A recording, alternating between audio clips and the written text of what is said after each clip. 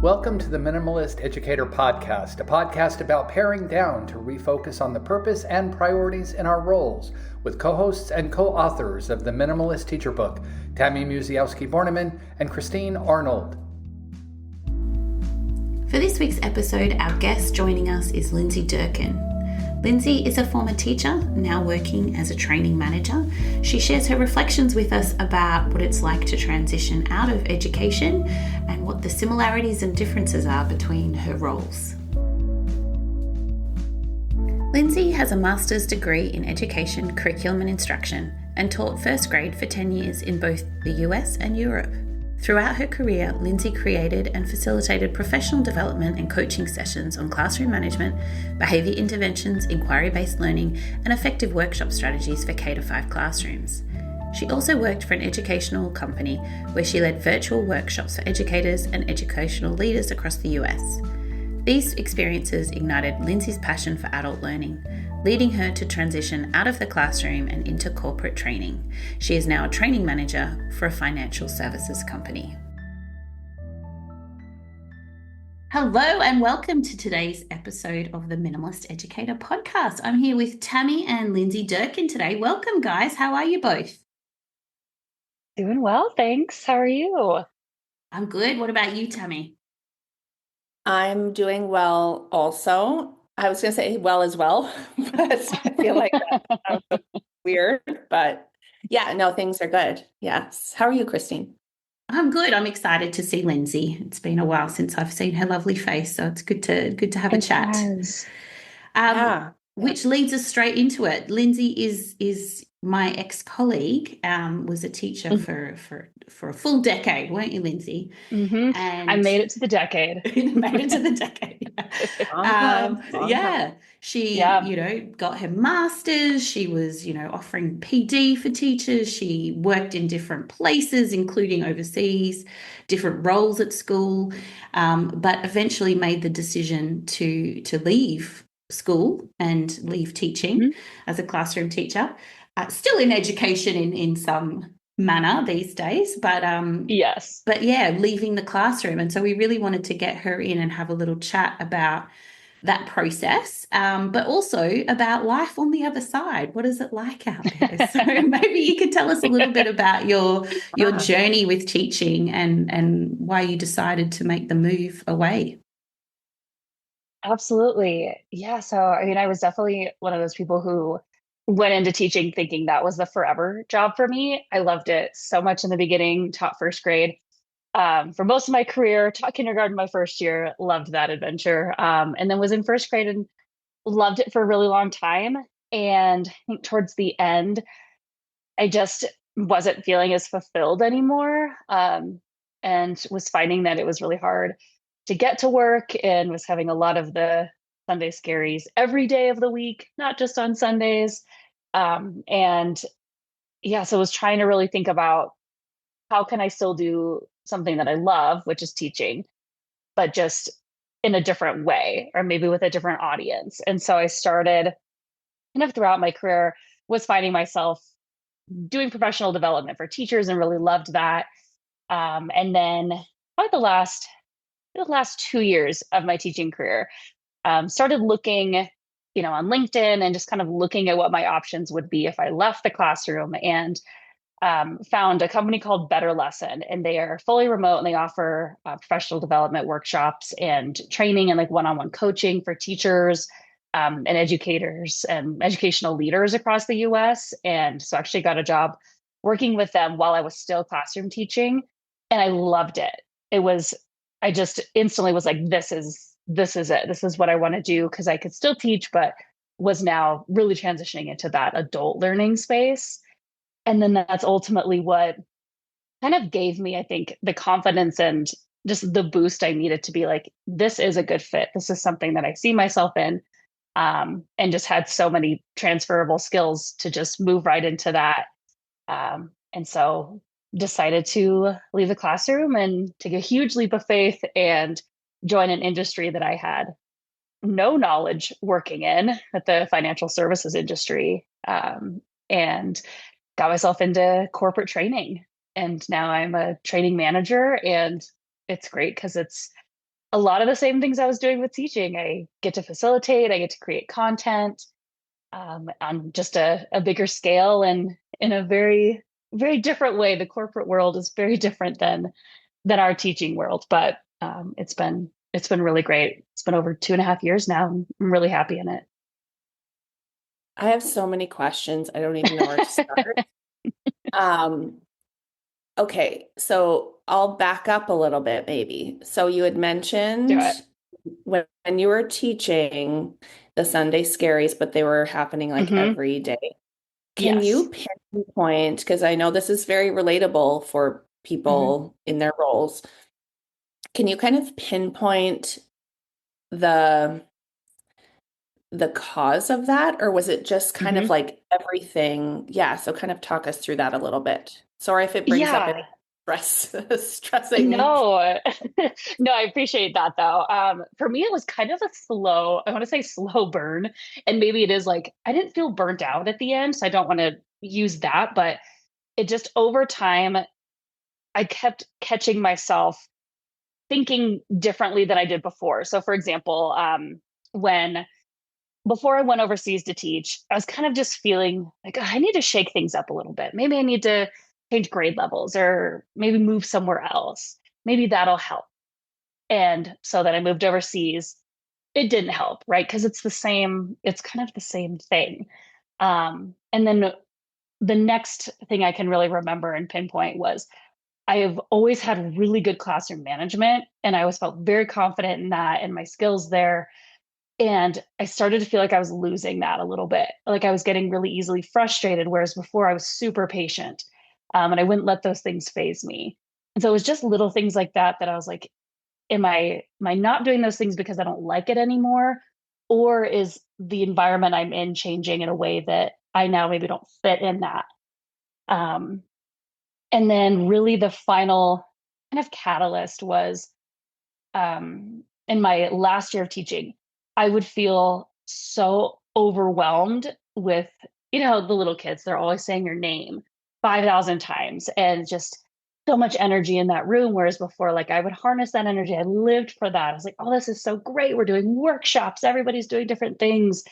And I just felt really overwhelmed by the energy and like that constant energy. And I didn't feel like I could ever escape that.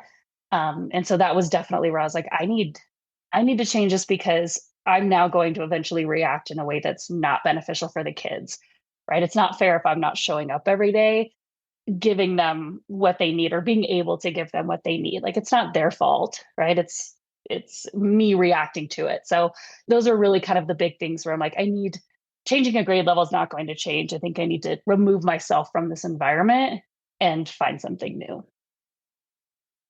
Yeah, absolutely. I remember having those conversations with you when we Hmm. worked next door to each other where you were like, I thought it would be different in another country, but here we are. We got the same things going on, and it's so Yeah. it's so true, isn't it? Those sort of systemic issues and so on are just they're Yeah. they're prevalent everywhere. It doesn't matter where you go. We have the same sort of themes coming up all the time, for sure. So tell us a little bit. I mean, obviously, you can go to the bathroom whenever you want. That's a huge upside, but like It's what amazing, you guys. but what are some other things that would blow teachers' minds about what you can do when you're not in that school setting? Yeah, it's definitely for me personally, I'm sure other people may have different experiences, but the grass is the greenest it's ever been on the other side. Like it's not just green, it is thriving. So aside from definitely the financial benefits, that was something that pretty quickly I was like, oh, okay, like this is great. Um, and just little things like really feeling valued as a professional and not questioned as often as we do, I think, as teachers. But the mind blowing things and the things I will never take for granted as long as I'm in this corporate industry now is, you guys, when I'm sick or I'm going to go on PTO, you know what I don't have to write? Sub plans. There are no sub plans. I'm just not here today. I'm just not here this week. Like, here's somebody you can reach out to, though, if you have any questions while I'm gone. Just not having to do the sub plans, I think, is is a game changer coming from teaching. But aside from all that, just I remember the first day I started, because I'm fully remote, was just how at ease I felt. I didn't feel anxious, even at the times where work is really stressful.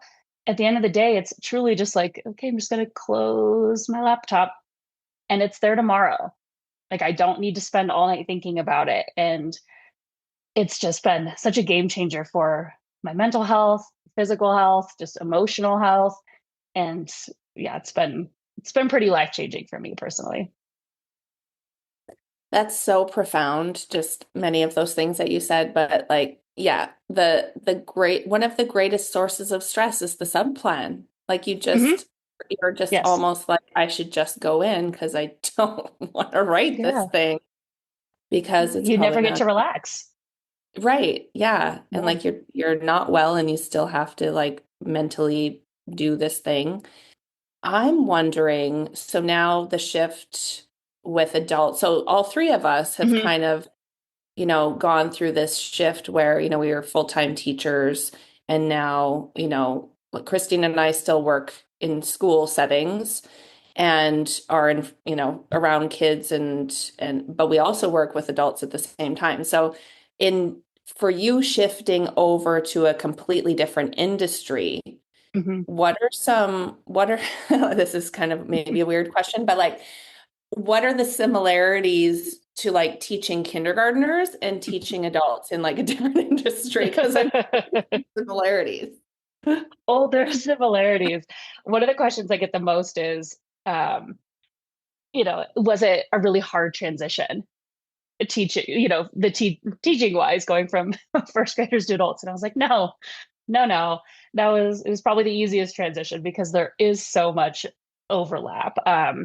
So a lot of similarities, and I think this is what's great for teachers who are wanting to transition into something else is we truly bring so much to the table. You've been doing so many things that will provide value and impact in other industries and in other roles. So, for example, teachers, I think we're highly organized. That's something that you have to be as teachers and in other roles, but especially for me in my role, being fully remote, you have to be organized on a totally different level because, you're not able to just pop over to the classroom next door and, lay out all your papers or your calendars, whatever you need. So you have to be highly organized.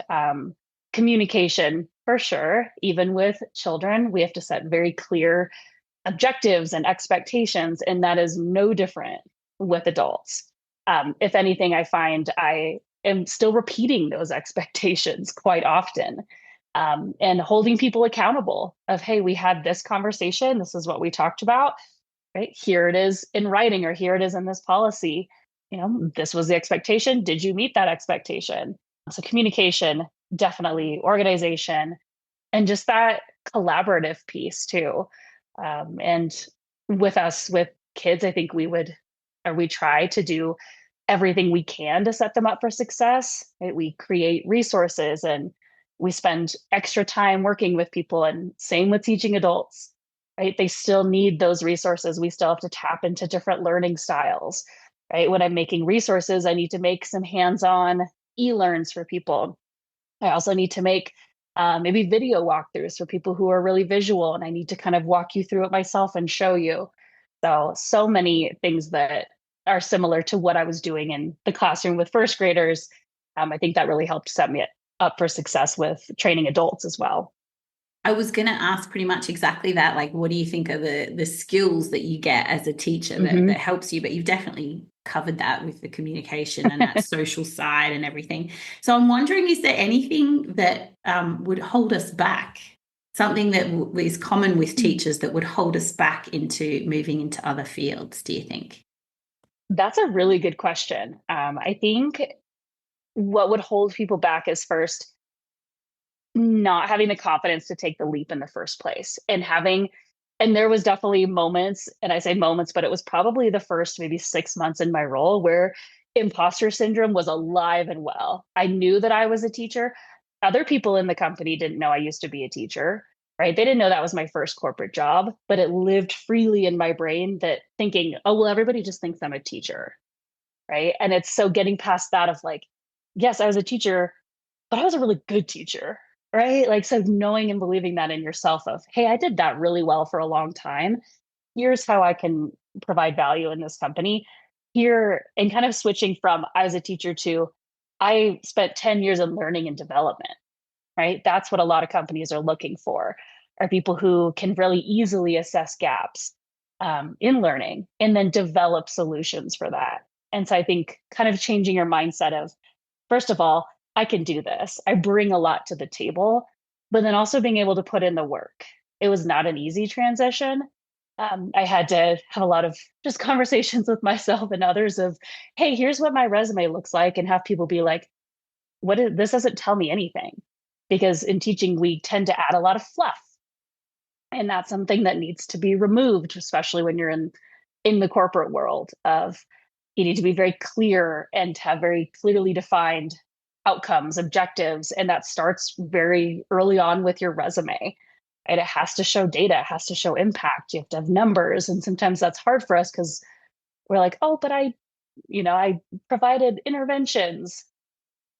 That doesn't mean a lot to people who aren't doing that or have never done that. So I think those can be roadblocks, but if you go into it with a really open mind and you're really serious about it and you're very clear about what you want to do, I think that's something that can also trip up people who want to transition out, is they don't know what they want to do. And so they apply for, 5, 10, 15 different kinds of roles and expect someone to give them a chance. Nobody owes you a chance. And there's thousands of other teachers with the exact same resume as you. So how do you stand out?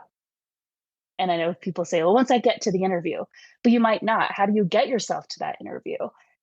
So it's a lot of kind of tough conversations up front, just with yourself and knowing where your own areas of opportunity are. And for me, it started with the resume. Like, ooh, okay, well, this is fluffy. A, what does that mean? What do I need to get rid of? And can I see an example? And then just going from there. That's such a good reminder, because I think, as teachers too, we can be collectors. Mm-hmm. And one of the Very things much is so. like right? Like collectors of the information and collectors of the things that we've done. Oh, I'm just going to add this to my list of things I've done, but it's like just not written in the way that speaks to the people we need it to speak to. Mm-hmm. So that's like such a good reminder. And just when you were talking about kind of this process and like having that sort of aha moment, I certainly appreciate that you're talking about like your confidence through the process, even though you had some of this imposter syndrome, right, as you started. But the importance of having some of that reflection time, like what is it that's making me not want to do this thing anymore, but Yes. like I need to make a shift. And you mentioned earlier just one of the big changes that you feel is like you're kind of treated as more of a professional, right? It's a different industry. Mm-hmm. You have a different level of trust that you're Yes. just going to do your job and you'll do it well and you'll be there. And when you're not there, it's okay. How does that make you feel now, knowing that's how you can feel in this role versus maybe you weren't feeling that before?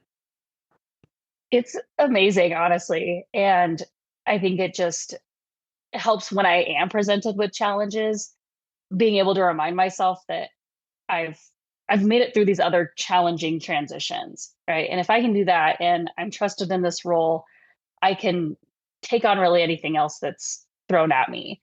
And I think that's important for teachers to know too, that you might not when I think about transitioning teachers, a lot of people want to go straight into ed tech. Like, oh, I want to work for Lexi or a company that I've worked with because I could be really good at, like, I can see myself doing that. I could be really good at it. I've used the software.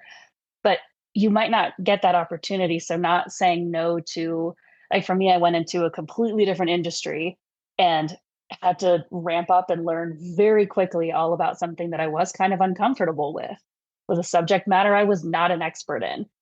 I feel like I am now because I allowed myself the time to get there. I asked questions, and like you were saying, of just being open with, hey, this is an area of opportunity for myself, but also then maybe outlining some steps of how I'm going to get there. So I think by just having that authenticity and being vulnerable, but then also being able to show that I'm putting in the work to do this and now I can do this really well, it kind of helps build your credibility along the way. And then you do get more trust. And as you continue to execute on the things you need to do, I think it just helps the people that you're working with know that you are somebody who they can come to, not only just for a solution, but sometimes just as a thought partner. I'll have people send me training decks sometimes, and they're like, "Hey, can you just look through this and let me know what you think?" Or kind of add that L&D twist to it. And I think over time, those are the things too that will definitely help with the confidence and just help more people within the organization trust you as well. Because a lot of it's word of mouth of, "Hey, that was a great training deck," or "Hey, that was really great. Where did you come up with that?" It's like, "Oh, Lindsay helped me build that out," or "Lindsay built this." And now I'm going to get, other people coming to me asking for help with various things. Very cool. Very cool. So looking back at your time as a teacher, is there any advice that you would have given yourself, or you're very happy with the path and everything that happened? Honestly, I look back on it so fondly, and I think that's how I know that I left at the right time. Because had I stayed, I would have been miserable and it could have ended in a really dark way. But I think I left at a time where I felt really good about it. And I can look back and I loved my time teaching. Yes, towards the end, it was, I was having those moments. But as a whole, I'm so happy that I started my career with that because it has given me so many tools where now in this new role, without teaching, I don't know if I would be in the same place. Or maybe I would, but wouldn't be kind of at the level that I'm at now. And so it's always one of those things. It's hard to look back or, you don't want to have regrets or I wish I could have done this differently or that. But it's so true that everything that you've gone through, you went through for a reason and it's just helped make you who you are today. So I don't think I'd do anything differently. That's a great feeling to have, honestly, because we know that a lot of Mhm. teachers just think they have to stick it out because change Yeah, is hard, right? it is. Um, And yeah, you don't have to feel bad for leaving. And you don't have to feel bad for like, right. hey, this actually isn't what it used to be. Because especially right now after COVID too, so much Yeah. has changed. And that's okay to be like, you know what? I've given so much to this profession and to this role, and it's not serving me anymore. And so I need to find something else. Yeah. I think there's a level of guilt that comes with that, right? 100%. Yeah. And it's hard to navigate through that. So, I mean, I can see why, I've known teachers and principals who are like, I just have 7 more years. And I'm like, Hmm. did you just hear It's so yourself? long. It's Like, so long. that's a Life long is too time. short. Life Yeah. is way too short to do something that you're unhappy with. Take the Yeah. risk. Yeah. Do it. Yeah. It's usually worth it. It's a good It learning is. experience. It has been like, where does the time go? But This is great. I know it flew we by. flew by. But at the end of our episodes, we always ask our guests for a pair down pointer. Hmm. So it could be from something, that you've learned in your new role where you're like, oh, this is like a go-to strategy that I use for this, or could have been something from teaching. So what do you want to share with our listeners? I could actually share something that serves me every day in my current role, but looking at it, it's something that we actually do in teaching constantly. Maybe we don't know it or not, but it would just be to ask yourself the question, what are we solving for? So when I get pinged for, hey, I want to build out this training for my team. Great. What are we solving for? Right. I have to know where we need to end up in order to, and it reminds me of backwards planning and education, right? I need to know what the end goal is before I can kind of think backwards of what are the resources and tools and activities and how am I going to scaffold the learning in order to get there?